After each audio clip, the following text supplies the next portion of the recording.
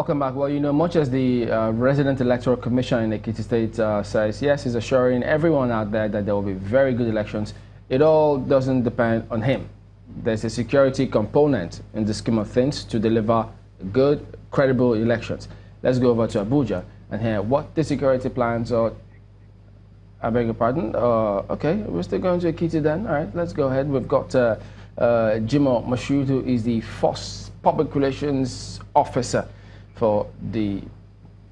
Okay, I'm getting conflicting messages now. Well, Chima Amadi is Executive Director, Center for Transparency Advocacy. I hope this is what we have. Yes, he is. Good morning, Mr. Amadi, and thank you for joining us today. Good morning. All right, so right there in Ekiti, where you are, as an observer, what have you observed? Well, apart from the initial security situations that took place yesterday, 2 days ago, I beg your pardon, yesterday was calm. Reports reached us that INEC had safely and successfully sent out all sensitive materials to the various local governments without any incidents. We also see people that are galvanized to participate in the elections for tomorrow. There was not much activity. People went about their various activities yesterday freely, and the tensions of 2 days ago were greatly reduced. So I think that the people of Ekiti are ready for elections tomorrow. Okay, that's on the one hand. What about the other component, from what you've seen about security and coordination by INEC? Take that again, please. What about security-wise? Any challenge you've seen whatsoever? Yeah, well, like the Resident Electoral Commissioner said, there is a heavy presence of security personnel here. The much vaunted 30,000 security operatives here. Their presence are everywhere. But like I said, unlike what happened 2 days ago, where there was a lot of tension, yesterday was calm. People went about their businesses, you know, normally. But of course, I must say that there seems to be, you know, palpable tension. And that is why you are not seeing, from our observation and discussions with people, people tend to be taking a back seat and remaining indoors rather than coming out. But perhaps, given the more relaxed atmosphere that pervaded everywhere yesterday and of course this morning, maybe tensions will be lowered and the people will come out tomorrow to vote. Okay, because I was going to ask, when you observe, if you talk to people, what are the expectations? But now that you mentioned that you do, what do they expect to see coming out tomorrow? The people want to see credible elections. They are expectant that their votes will count. They are hoping that the Electoral Commission will back up its words with action by ensuring that it is actually the votes of the people that count. Secondly, I think the people are not too comfortable with the heavy security presence around. They've not seen this kind of presence before, even in a presidential election and past elections, and they're a bit worried about the safety.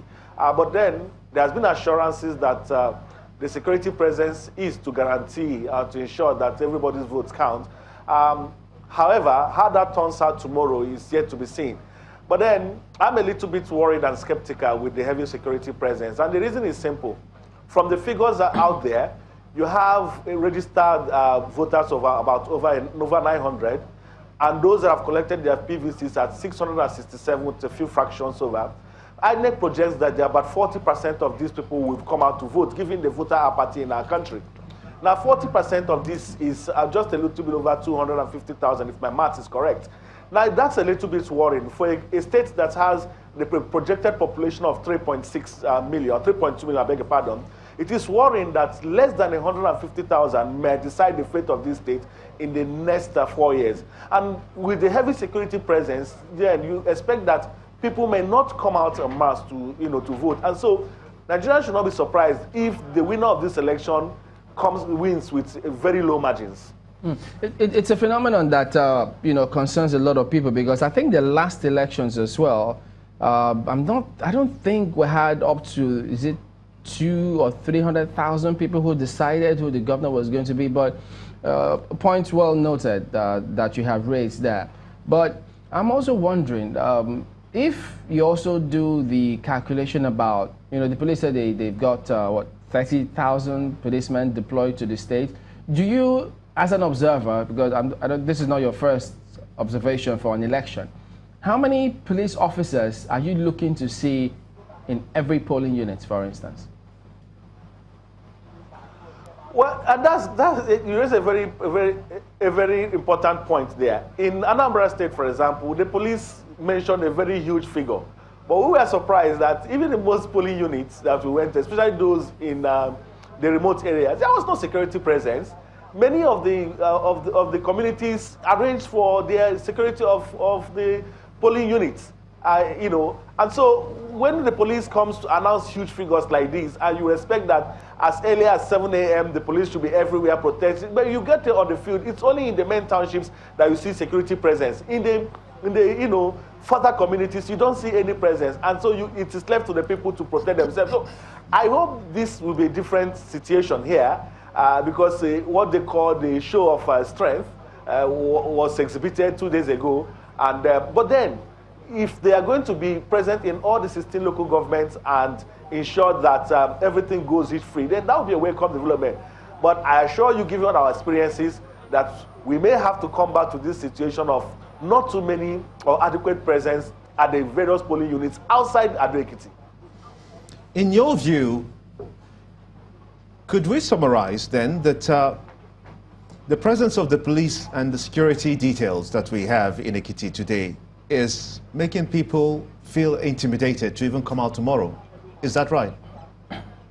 It is obvious, because coming to the studio here, the channel studio here in Ekiti, there's a sense of the sense that you see people not even out as at that time.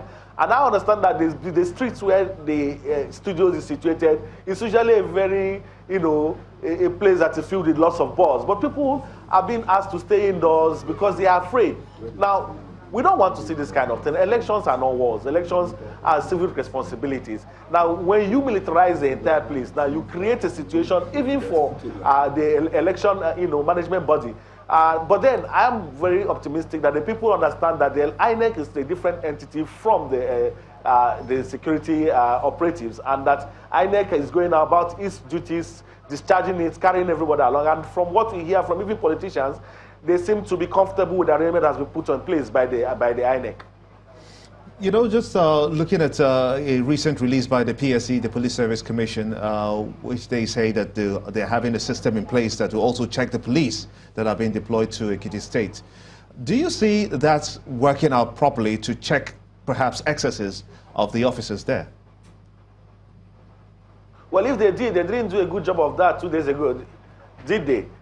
Because 2 days ago, it was bedlam and mayhem. We saw pictures, yes, some of them were exaggerated, but then some of them were also a reflection of what really happened here, tear gassing and shootings, sporadic shootings and all that. So if the PSC, that's the Police Service Commission, has a process of checking the excesses of its men, then we should by now be asking serious questions where there has not been any interim report in regards to what happened 2 days ago. However, I expect that should not happen on tomorrow. People should be able to come out en masse and vote for their preferred candidates without any fear of intimidation from any quarters. And your duty will be to observe, of course, and in doing that you would have moved around to talk to people a lot, I suppose. But have you met people who told you that perhaps they are scared of coming out, or some say that they're encouraged to come out tomorrow? What's it like? What did you hear? Well, the truth is, with our presence here, there is a general feeling of wanting to participate in the elections. The people tell us here that they are mobilized by the various parties to want to come out and vote. But they're also scared about, rumors here and there. And there are a lot of rumors going on. If you are in social media, and people talking about possible breakdown in securities and all that. But the truth again is that I think that the various parties have been able to convince their supporters to, forget whatever circumstances may present itself and go out and vote. If the people will listen to that, if the message will resonate, will only be confirmed tomorrow. But ultimately, it is not a good show for our democracy when we begin to militarize civil engagements. All right, let me ask you one more thing before we wrap this up. What do you expect to see tomorrow? Perhaps also giving us an insight into what had happened before concerning police deployment. Now, if they are supposed to be at the polling centers or voting areas, are they supposed to be armed? Have you seen them armed previously? Do you expect them to be the same way tomorrow? Well, the REC answered that question by saying that you don't expect to see armed policemen close to the polling booths and polling units. They should not be found anywhere there. Of course, you expect the fact that there are rapid response backups in the event of a breakdown of law and order. What we saw here 4 years ago was not a good show. We must state that. If what has happened in other places is anything to go by, we expect people to come in without any intimidation, go there and cast their vote. But I must state here that it's very unfortunate that in the electoral value chain involving the people, the politicians, the election management body, and then the security, that while INEC on one hand is incrementally, doing its best to up the ante in terms of performance, that cannot be said for others in the value chain. When you begin to have the touting of 30,000 policemen, this does not include the SSS and other arms of security arms. And then when you begin to talk about a show of force, when you begin to intimidate people into coming out to vote, then that is not a very good. That does not show that we are improving, in the democratic process. However, I think the people are ready for tomorrow. I think the people want to go out there to vote, and we want to see a situation where people go out freely, vote, and come back without any molestation or intimidation. And rightly said, and that's it's about the people, and the people should actually go ahead and decide. Thank you for talking to us, Mr. Chima Amadi, Executive Director, Center for Transparency Advocacy, today.